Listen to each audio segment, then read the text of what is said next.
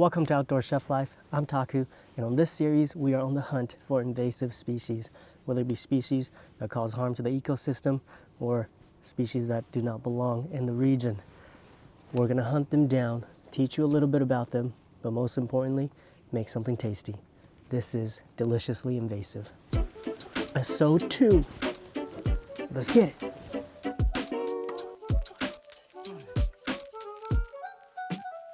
On the second episode of Deliciously Invasive, we are on the hunt for the invasive European green crab. And these green crab were first brought into the east coast of the United States in the 1800s. So they've been around in North America for quite some time. But here on the west coast, the first one was found in the late 1980s, so not too long. On the east coast, they have been devastating to a lot of the soft-shell clam industry, wiping out native species and even competing with shorebirds for a meal. And these green crabs have been one of the most ferocious feeders in history, and they will compete for food, and they will fight each other for food, and even compete with other shellfish. And for those reasons, the European green crab have become one of the worst invasive species in history.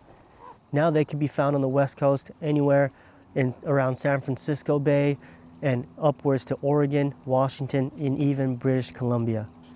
I guess it's possible that we'll accidentally catch a Dungeness crab too. That'll kind of be a bonus. Plenty of bait. There we go. No. And you are actually going to go right on the trap and see how it looks down there. And these European green crabs were most likely brought into the North America in the ballast water of ships. And if you're not familiar with ballast water, that is when those big container ships take in water so they have the right amount of buoyancy, and they move to a different location, a different continent, and they release that water. And that's how a lot of species are transferred, and that's how a lot of invasive species become, from one area to another. Today I'm in this little river system that leads out to the ocean, and just the mouth of the river is just about 100-200 yards away from where we are. So this here is slightly salt water, and during incoming tide especially, and there should be plenty of green crab here. And I was actually inspired to start this series, invasive species series, after watching the redwood fisherman, his little short that he did, and he was catching a ton of green crab.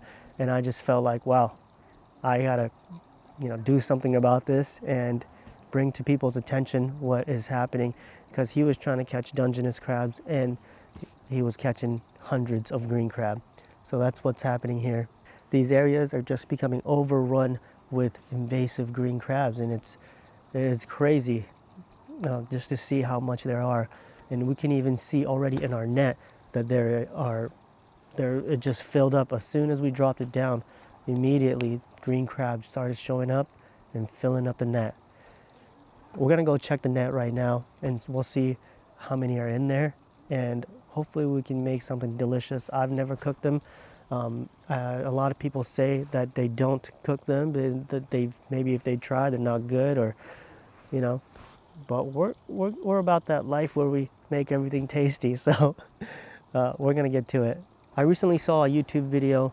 A guy named Mike Macy is starting a commercial green crab fishery in Maine, and his idea is that taking all of these green crabs that are in the water and using them as a food source, and a sustainable food source, will better the ecosystem for the native species and for everything else. So what he's doing, I believe, is taking the green crabs and waiting for them to molt, and he's selling them as soft shells, or he plans to sell them as soft shell crab, just like how you would find blue soft shell crabs. So that is a very great idea, I think. And yeah, it's good to see people like him, utilizing these invasive species as a sustainable food source. I'm here to cook some up in hopes that I can make something delicious and to show you that it would be worth harvesting and cooking. All right, let's pull this up, see how we're looking. Oh yeah, it's all green crab. One tiny Dungeness. But look at that.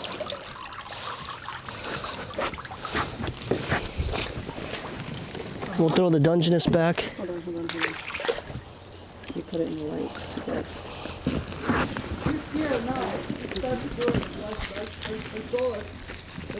Good. Well, take a look at that. That was about 20 minutes soak. And we have at least 10 green crab in here. These are good size too. Some of these guys actually have some nice claws. Like this one here. This one's a male and this one's got some edible size claws. So they're definitely big enough to eat even. I was thinking making some stock out of them. Because that would be the easiest thing, right? These crabs can range in color from green to red and even yellow. And you can see a little variety on the backs of these. This guy's more green, this one's darker, this guy's escaping. And they could have a lot of orange too underneath. I think technically it is 35 limit because they just kind of do a blanket limit on all the crab species. That's a female right here. You can tell by the apron. It's probably the best ones to take out of the water because these are the breeders. Look how green this one is. You can really see why they call them green crab. Yeah, both of these are really green. Oh, he's almost gonna pinch me. Look at that. Really green, right? But again, these can vary in color from green to yellow to orange, even red. But you know how to identify them? But you can see the points here. 1, 2, 3, 4, 5 points on each side. 1, 2, 3, 4, 5 points. 1, 2, 3, 4, 5 points. 1, 2, 3, 4, 5 points on each side. Okay, well, let's start the cooking. The first thing I'm gonna do is make a little stock out of them because that's really the easiest thing to do. I'm gonna start off with some cold water and we're gonna throw in the kombu right into the cold water. We'll bring that to a boil, pull out the kombu, and throw in the crabs. I'm also gonna fry up some of these guys and see how that tastes. And I'm gonna make a batter, and I'm gonna make a batter using some takoyaki flour. Why? Because this has a bit more flavor. I think it's got some MSG in there, so it has extra flavor, you know what I mean? Let me see. Actually doesn't have MSG. Kind of disappointed. It's okay. It'll still make it. This has a little flavoring. You can use regular flour as well. Oh, I was gonna make a beer batter with this. I got my beer here, little IPA. A little for me. A little for the batter. We'll mix it up. And we're gonna throw the crabs live in here. Have them eat the batter. Get them a little drunk first. Now I got my crabbies and I want to put the smaller ones in there. I was hoping to get some smaller ones so I can fry them up whole. We'll just toss these ones in there. These are about 3 inches across. This guy nearly pinched me. I'm gonna have them eat the batter. Oh my God, look what they do. They go, clack, they clack their claws together. Like if I get close, it goes clack. Anyways.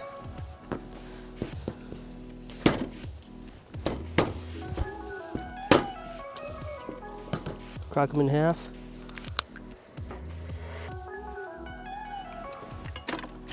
Thank you, buddy, but you're dead.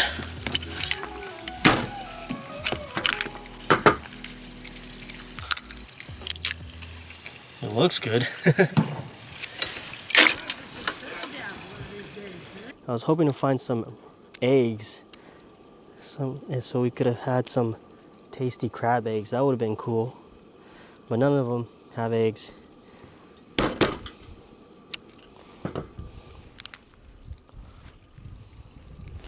I'll throw that one in the batter. All right, we'll check our oil temperature here. Looks good. And we'll drop our crabs in. And what I wanted to make with these fried crabs was something a little different, something a little different flavor. I want to make some salt and vinegar crab. You guys like salt and vinegar chips, yeah? I love salt and vinegar chips. So I figured I got some of this sushi vinegar, this powdered sushi vinegar. So I was going to add that on there, add a little sea salt on there. Call it salt and vinegar chips, or salt and vinegar crab. I think it's going to be really tasty. I'm going to actually take a couple pieces of the crab out of the stock, and we'll try to eat some of the meat, see how that tastes. Try to grab the bigger ones. All right, I'm going to break a claw off. Ooh. We got a little bit of meat on there. Okay, I only got a tiny piece, but tastes good. Okay, I'm gonna pull these guys that are frying. Let's season this with a little bit of the sushi vinegar powder. You guys can get this in any store, and you can flavor your rice and just make sushi rice really easy to do. I've done it many times in my videos, but we're gonna season crab with them today. And try to go in on that. All right, tastes good. And I could pretty much eat the shell. It's a little bit, it's a little bit hard, but edible. Look at that. There you go, got a nice piece.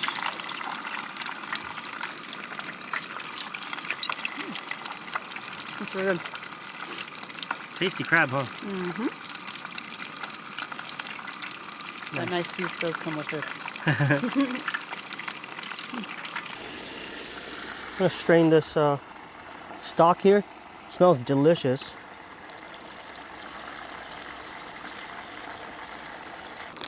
All we have left to do is cook our ramen. And to our soup stock, this one comes with some miso.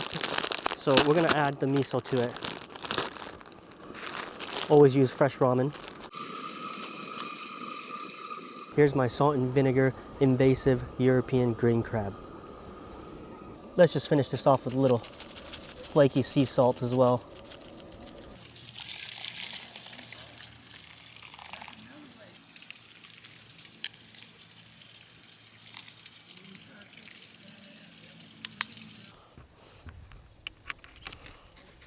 And I made some marinated ramen eggs, so put that on there too.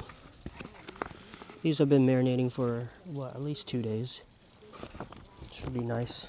Okay guys, well here is my salt and vinegar invasive European green crab. This actually looks really good, and they taste pretty good too. This is my first time having them, and the meat is actually really good. How about The broth's really good. The broth is really good too.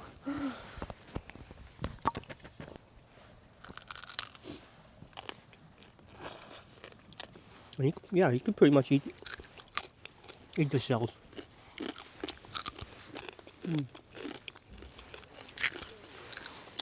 I can't even imagine how good these will be if they're soft shell. Should just buy a tank, put them in there and wait. Okay, who votes next time? I just catch them, keep them in a fish tank, wait till they molt, and cook them as soft shell crab. Leave a comment below if you'd like to see that one. That might be a cool idea. Oh, wow. It's a really good broth, right? Wow, yeah. And of course, the noodles. Always good.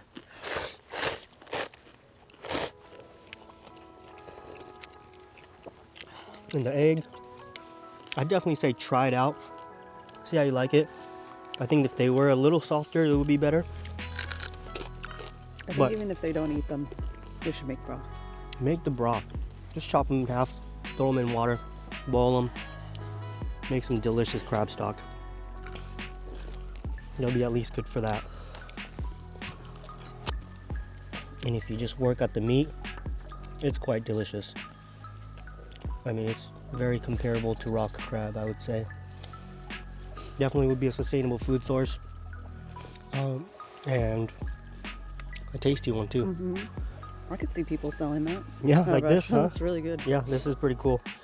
This is pretty cool. I liked it.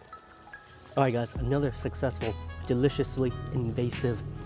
This was an episode 2. Episode 3, I'm not sure what we're gonna do yet. So leave a comment below what you think we should do. What should we go for? What invasive species do you know in your area that we can harvest and cook up? Thanks for watching, guys. If you like the video, make sure to hit the thumbs up, subscribe, and we'll see you guys on the next one. Peace.